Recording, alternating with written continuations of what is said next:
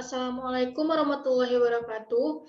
Saya Najmi Laila dengan NIM F1E1 20016. Baiklah, pada kesempatan ini saya akan menjelaskan tentang ujian akhir semester saya pada mata kuliah rekayasa perangkat lunak.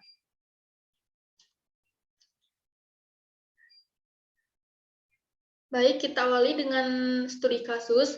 Meningkatnya penyebaran berbagai macam jenis penyakit setiap tahunnya mengakibatkan pengguna jasa pelayanan kesehatan di berbagai pusat pelayanan kesehatan semakin meningkat, mulai dari klinik, puskesmas, hingga rumah sakit.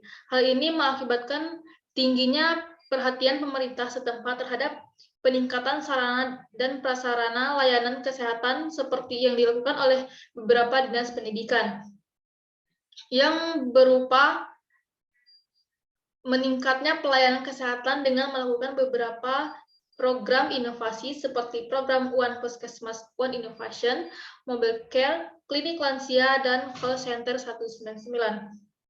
Akan tetapi, di setiap puskesmas di beberapa wilayah masih terlihat antrian pasien yang tidak teratur, serta keluhan pasien terhadap lambatnya pelayanan yang mereka terima. Pasien puskesmas selalu mengeluh akan lamanya proses registrasi yang harus mereka jalani, di mana mereka harus datang ke puskesmas terdekat untuk mendapatkan nomor antrian dan menunggu antrian untuk melakukan registrasi. Dan dengan kapasitas ruangan puskesmas yang tidak terlalu luas dan kondisi pandemi yang mengharuskan mereka menjaga jarak satu sama lain, terkadang menyebabkan pasien harus berdiri mengantri untuk melakukan registrasi dan memperoleh pelayanan kesehatan. Untuk menghindari permasalahan tersebut, maka diperlukan sistem registrasi online berbasis web yang dengan keberadaannya akan memudahkan pasien untuk melakukan registrasi, memperoleh nomor antrian, serta dapat mengetahui estimasi waktu kedatangan pasien ke puskesmas yang dipilih dengan menggunakan komputer atau perangkat seluler. Keberadaan sistem registrasi online puskesmas ini juga merupakan salah satu hal yang dapat diharapkan untuk dikembangkan guna mendukung proses peningkatan layanan berbasis TIK atau TIK. Kemudian tugasnya yaitu 1. Posisikan diri Anda selaku konsultan IT. Kemudian 2. Buatkan use case, class diagram, activity diagram. Dan selanjutnya buatkan test case black box testing. Baik, di sini saya akan menjelaskan jawaban dari saya. Kita mulai dari use case. Yang pertama ada use case. Dalam use case ini terdapat use case user umum. Untuk user umum ini dapat mengakses beberapa fitur atau submenu yang disediakan pada website tersebut. Di antaranya yaitu membuka menu secara acak dan bebas, kemudian melihat artikel tentang antrian kesehatan, melihat informasi kesehatan, melihat daftar nomor antrian yang tersedia, kemudian melihat berbagai jadwal pengobatan, mengecek rumah sakit. Di sini mengecek rumah sakit yaitu mengecek rumah sakit yang bersedia menerima layanan nomor antrian online, kemudian melihat bentuk dari antrian online tersebut, yaitu hasil dari nomor antrian yang pengunjung pesan. Kemudian ada pembuatan akun, mengisi formulir registrasi, pendaftaran, melakukan registrasi, melihat rincian pesanan, kemudian melihat hasil pesanan.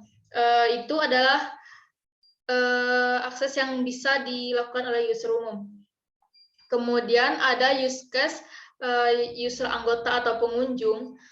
Di sini pertama yaitu melihat artikel atau profil website. Untuk melihat artikel profil atau website ini, pengunjung bisa melakukan registrasi terlebih dahulu. Kemudian melihat daftar nomor antrian yang ada atau yang tersedia, karena ada beberapa nomor antrian yang sudah dipesan oleh peserta lain. Kemudian melihat daftar nomor antrian yang sudah di-keep oleh peserta lain agar tidak terjadi bentrokan. Kemudian mengakses kondisi rumah sakit atau puskesmas. Di sini mengakses kondisi dalam bentuk apakah lokasi dan dan jalan yang dilewati pas dari maksud dari pengunjung tersebut. Kemudian melihat jarak rumah ke lokasi, kemudian memesan nomor antrian, melihat hasil pesanan dan menyelesaikan pesanan, kemudian melakukan logout, dan terakhir melakukan pencarian. Semua ini pada use case user anggota atau pengunjung ini bisa dilakukan oleh pengunjung jika pengunjung sudah melakukan login. Kemudian use case yang terakhir ada use case user admin. Di sini admin bisa melihat artikel website antrian, kemudian melihat informasi nomor antrian yang banyak diminati oleh pengunjung, kemudian memberikan layanan kepada pengunjung. Admin juga bisa melakukan logout dari website atau sistem, kemudian mengirim notifikasi pesanan kepada pengunjung, kemudian memverifikasi pesanan, update database, dan yang terakhir yaitu melihat nomor antrian rumah sakit dan jadwal yang tersisa maupun yang sudah di-keep oleh pengunjung atau peserta. Untuk admin ini semuanya bisa dilakukan jika sudah juga melakukan login. Ini semua bisa diakses jika di-extend dan sudah melakukan login.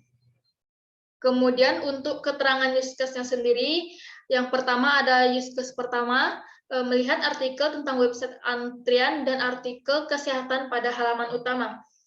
Tujuan use case ini yaitu menampilkan artikel terupdate tentang kesehatan dan memberikan penjelasan sedikit tentang nomor antrian online.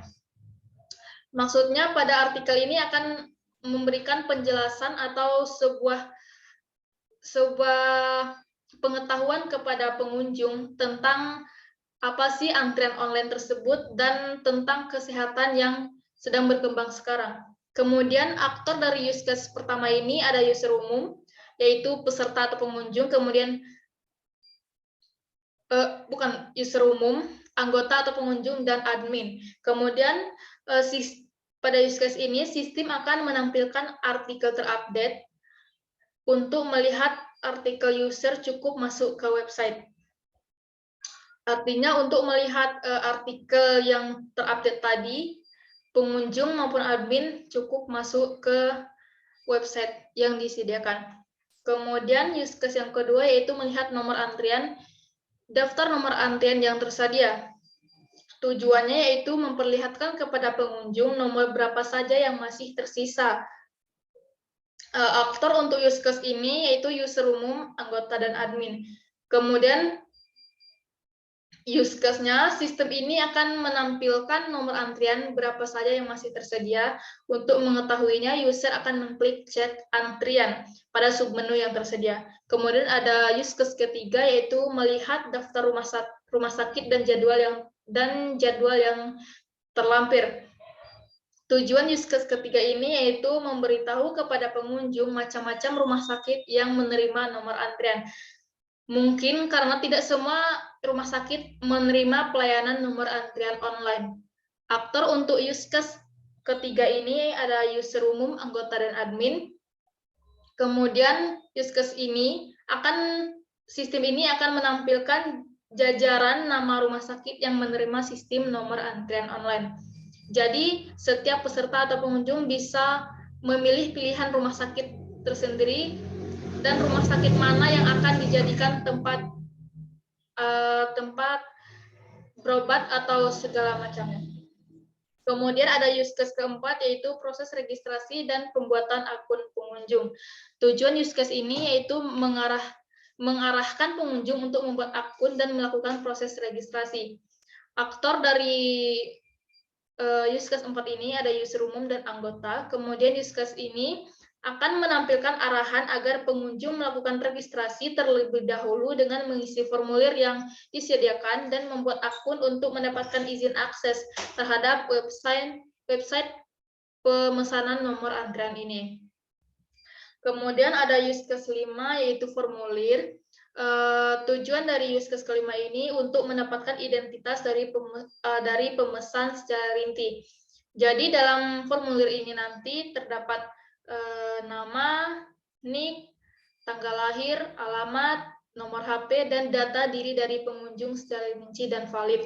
Kemudian aktor dari Yuskes 5 ini ada user umum dan anggota. Kemudian sistem ini akan mencatat semua data guna untuk pemesanan nomor antrian. Proses ini dilakukan saat saat membuat pesanan nomor antrian. Kemudian use case yang terakhir yaitu meminta pelayanan pengunjung tempat pemesanan memberikan komentar atau pertanyaan. Tujuan dari use case ini yaitu sebagai wadah bagi pengunjung memberikan komentar dan pertanyaan maupun pernyataan. Sedangkan aktor dari use case ini ada user umum dan anggota. Kemudian sistem ini akan menampilkan fasilitas bagi user melakukan komentar atau pertanyaan dan saran yang mungkin akan diberikan oleh user untuk admin. Untuk admin akan muncul hasil komentar setelah dilakukan submit komentar pada dialog. Itu tadi mengenai use case-nya. Kemudian kita masuk ke activity diagram.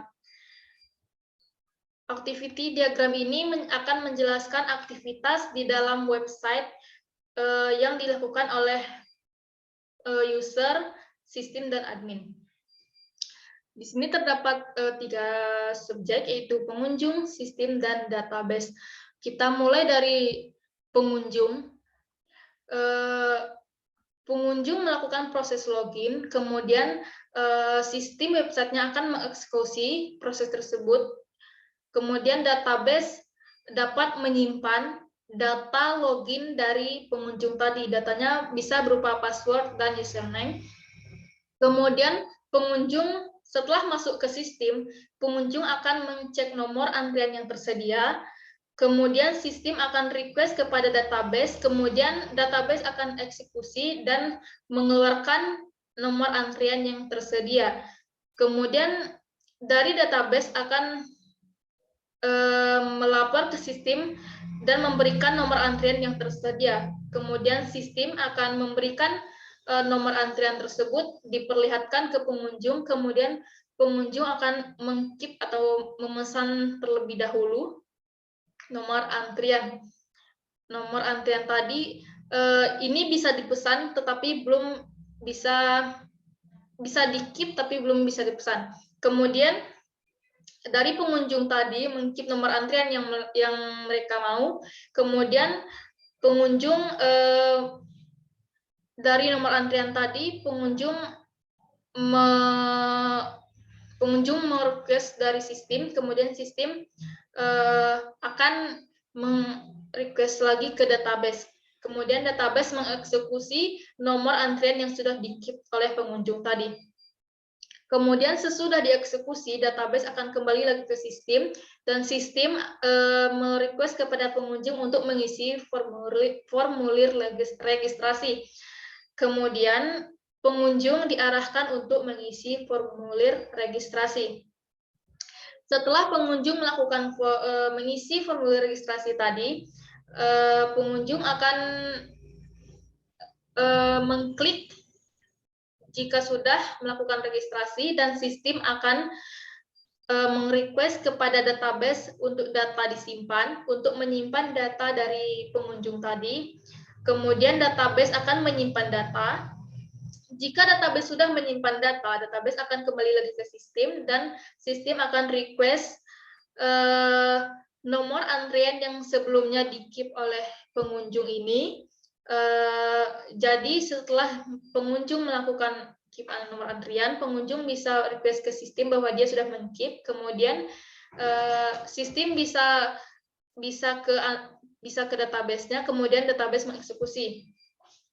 Sesudah database mengeksekusi, dia akan lari kembali ke sistem, dan sistem akan menyuruh pengunjung untuk mengisi formulir registrasi. Jika sudah pengunjung mengisi formulir registrasi, pengunjung memberitahu ke sistem bahwa dia sudah mengisi formulir registrasi, dan sistem tersebut akan request ke database untuk menyimpan data tadi. Jika database sudah menyimpan datanya, database kembali lagi ke sistem, dan sistem kembali ke pengunjung untuk memberitahukan bahwa nomor antrian sudah bisa didapatkan atau sudah valid untuk didapatkan karena sudah melakukan proses registrasi tadi. Kemudian jika pengunjung telah mendapatkan nomor antrian tadi,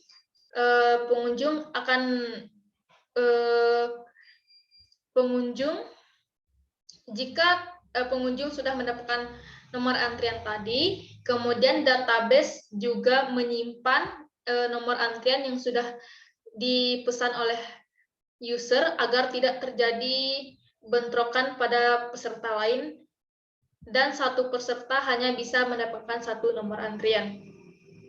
Jika data sudah disimpan, proses pemesanan nomor antrian dinyatakan selesai. Itu adalah proses activity diagram. Kemudian kita lanjut ke untuk kelas diagram. Untuk kelas diagram website pemesanan nomor antrian online ini terdapat 5 entitas. Untuk entitasnya yaitu ada entitas pengunjung, entitas registrasi, antrian, admin, dan verifikasi. Kemudian untuk pengunjung sendiri terdapat untuk pengunjung sendiri terdapat nama pengunjung dengan tipe data varchar, kemudian nick pengunjung dengan tipe data integer, ada tanggal lahir dengan tipe data date, umur dengan tipe data integer, alamat dengan tipe data varchar, kemudian jenis kelamin dari pengunjung dengan tipe data varchar. Kemudian kita ke entitas antrian. Untuk antrian sendiri terdapat nomor antrian bertipe data varchar, nama pengunjung bertipe data varchar juga, kemudian nama rumah sakit bertipe data varchar, lokasi bertipe data varchar, kemudian yang terakhir ada waktu bertipe data varchar. Kemudian kita ke entitas admin. Untuk admin ini terdapat kode verifikasi bertipe data varchar, kemudian nomor antrian bertipe data varchar juga, dan terakhir ada nomor antrian bertipe varchar juga. Kemudian kita ke entitas verifikasi. Dalam verifikasi ini terdapat kode verifikasi itu sendiri dengan tipe data varchar, kemudian nomor antrian bertipe data varchar juga, ada nama pengunjung dan nama rumah sakit yang keduanya bertipe data varchar. Kemudian kita ke registrasi. Untuk registrasi ini fieldnya cukup banyak, yaitu nama pengunjung varchar, nick pengunjung integer, tanggal lahir date, umur integer, alamat varchar, jenis kelamin varchar, nomor HP dari pengunjung bertipe data integer, kemudian kode verifikasi bertipe data varchar. Itulah tadi penjelasan mengenai kelas diagram untuk website pemesanan nomor antrian online. Kemudian yang keempat yaitu ada test case black box testing. Untuk test case black box testing ini kita mulai dengan membuat akun. Di sini terdapat nama kasus ujinya yaitu pengujian fungsi membuat akun, deskripsi awal, kondisi normal, kondisi awal yaitu tampilan halaman login. Skenario untuk membuat akun ini yaitu klik create account, kemudian mengisi formulir berupa password dan username. Kemudian untuk hal yang diharapkan dari membuat akun ini yaitu berhasil membuat akun baru, kemudian pengamatannya berhasil membuat akun baru, untuk kesimpulannya akun berhasil dibuat atau oke atau valid. Kemudian kedua ada fungsi login. Untuk identitasnya sendiri, nama kasus ujinya yaitu fungsi login, deskripsi awal, kondisi normal, kemudian kondisi awalnya yaitu memasuki halaman home atau tampilan awal setelah login. Untuk skenarionya, setelah mengisi formulir, kemudian klik login. Untuk formulirnya itu tadi ya, berupa username dan password, kemudian klik login. Harapannya yaitu halaman home, menampilkan halaman home atau awal dari tampilan. Kemudian untuk pengamatannya sendiri itu sama, yaitu halaman home atau awal ditampilkan. Kemudian kesimpulannya valid atau oke. Yang ketiga ada fungsi cek antrian yang tersedia. Untuk identitasnya ada nama kasus uji dengan keterangan fungsi cek antrian yang tersedia, deskripsinya kondisi awal, kondisi normal, kemudian kondisi awalnya itu memasuki halaman cek antrian setelah halaman home. Berarti dari login masuk ke home, kemudian dari home bisa memilih submenu cek antrian. Untuk skenario-nya itu klik submenu dengan nama cek antrian. Dari fungsi ini yang diharapkan yaitu berhasil melihat halaman di mana nomor antrian yang tersedia beserta jadwal dan lokasinya. Untuk pengamatnya, memperlihatkan halaman nomor antrian, jadwal, dan lokasi. Untuk kesimpulannya valid atau oke. Kemudian fungsi melihat artikel. Untuk identitasnya yaitu ada nama kasus uji, yang keterangan fungsi melihat artikel, deskripsinya kondisi awal, kondisi normal, kemudian kondisi awalnya itu memasuki halaman home, setelah login lanjut ke halaman artikel. Kemudian untuk skenario-nya yaitu klik submenu dengan About Us, atau bisa juga kembali ke home dengan ke home cek antrian. Kemudian yang diharapkan dari fungsi melihat artikel ini yaitu berhasil melihat halaman artikel tentang antrian dan kesehatan yang disediakan oleh websitenya untuk menambah wawasan dari pengunjung yang berkunjung ke website pemesanan nomor antrian online tersebut. Kemudian untuk pengamatannya yaitu memperlihatkan halaman yang berisi artikel, kesimpulannya oke atau valid. Kemudian ada fungsi registrasi dengan identitas, nama kasus uji, fungsi registrasi, deskripsi, kondisi normal, kemudian kondisi awal dari fungsi registrasi ini yaitu memasuki halaman home, setelah login lanjut ke submenu registrasi.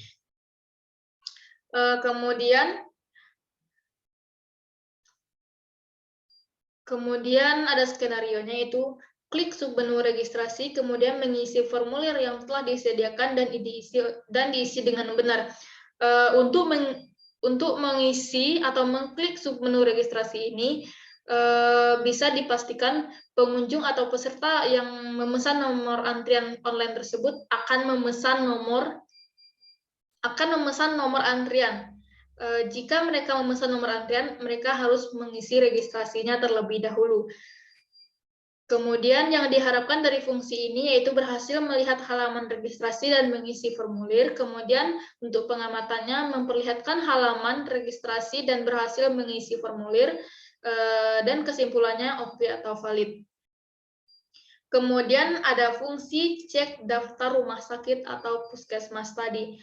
Untuk identitasnya ada nama kasus uji dengan keterangan fungsi melihat daftar rumah sakit atau puskesmas, deskripsi kondisi normal, dan kondisi awalnya yaitu memasuki halaman home lanjut ke submenu dengan cek rumah sakit atau puskesmas. Untuk skenario-nya yaitu klik submenu rumah sakit, kemudian klik daftar rumah sakit yang tersedia di halaman untuk melihat detail rumah sakit tersebut. Jadi ketika user atau peserta atau pengunjung telah berada di halaman home, mereka bisa mengklik submenu cek antrian atau cek rumah sakit. Pada cek rumah sakit itu terdapat deretan rumah sakit yang menerima pelayanan pemesanan nomor antrian online. Jadi mereka di sana bisa memilih rumah sakit mana yang mereka mau. Kemudian yang diharapkan dari fungsi ini yaitu berhasil melihat halaman daftar rumah sakit yang tersedia beserta detail rumah sakit atau puskesmas tersebut. Kemudian dari pengamatannya itu memperlihatkan halaman deretan nama rumah sakit atau puskesmas dan detailnya masing-masing dari rumah sakit tersebut. Kemudian kesimpulannya oke atau valid. Kemudian ada fungsi pemesanan nomor antrian. Untuk identitasnya itu ada nama kasus uji dengan keterangan fungsi proses melakukan pemesanan nomor antrian. Untuk deskripsi kondisi normal, kemudian ada kondisi awal dan keterangan dari halaman selesai melakukan registrasi dengan mengisi formulir, kemudian masuk ke halaman pemesanan. Kemudian untuk skenario-nya itu klik buatkan pesanan dengan sebelumnya telah berhasil melakukan registrasi dengan mengisi formulir. Kemudian pengunjung dapat membuatkan pesanan nomor antrian yang tersedia dan sudah yakin dengan jadwal, lokasi, dan nomor urut yang diinginkan. Kemudian untuk harapan dari fungsi ini berhasil melihat halaman pemesanan nomor antrian. Kemudian pengamatannya itu memperlihatkan halaman pemesanan nomor antrian dan kesimpulan oke atau valid. Kemudian ada fungsi download file. Untuk identitasnya itu ada nama kasus dengan keterangan fungsi proses pendownloadan file, deskripsi kondisi normal, kemudian kondisi awalnya dari halaman selesai melakukan pemesanan. Untuk skenario-nya yaitu setelah berhasil membuat pemesanan nomor antrian, kemudian bisa di-download. Jika pemesanan nomor antrian berhasil, file dari nomor antrian tersebut bisa di-download dalam bentuk file dengan mengklik download file, dan filenya kemudian bisa di-save dan di-print atau disimpan oleh user atau pemilik nomor antrian tersebut. Kemudian harapan dari fungsi ini yaitu berhasil mendownload file nomor antriannya yang sudah dipesan. Kemudian pengamatannya memperlihatkan halaman download file. Kemudian ada kesimpulan dengan kesimpulan oke atau valid. Kemudian ada fungsi komentar dan pertanyaan. Identitas dari fungsi ini ada nama kasus uji dan keterangan fungsi halaman komentar dan pertanyaan, deskripsi kondisi normal, kemudian kondisi awal dari fungsi ini dari halaman sebelum melakukan logout. Kemudian untuk skenario-nya, klik submenu komentar dan user. Klik submenu komentar dan user bisa mengetikkan komentar mengenai website dan pelayanannya beserta memberikan pertanyaan yang nantinya akan dieksekusi oleh sistem. Untuk fungsi ini, user bisa memberikan keluh kesah, komentar, atau saran kritik untuk website, mengenai website tadi. Harapan dari fungsi ini yaitu melihat halaman komentar dan memberikan komentar serta pernyataan lainnya. Kemudian pengamatannya memperlihatkan halaman komentar. Untuk kesimpulannya itu oke atau valid. Kemudian yang terakhir ada fungsi logout. Untuk identitasnya sendiri ada nama kasus uji dengan keterangan fungsi logout, deskripsi kondisi normal, kondisi awal, halaman home setelah melakukan proses pemesanan sebelumnya. Kemudian ada skenario-nya itu klik logout. Kemudian yang diharapkan adalah keluar dari sistem, pengamatannya keluar dari sistem, dan kesimpulannya oke atau valid. Itulah tadi penjelasan atau presentasi dari ujian akhir semester saya pada mata kuliah rekayasa perangkat lunak untuk website pemesanan nomor antrian online. Jika ada kesalahan maupun kesilapan saya mohon maaf. Saya akhiri dengan Assalamualaikum warahmatullahi wabarakatuh.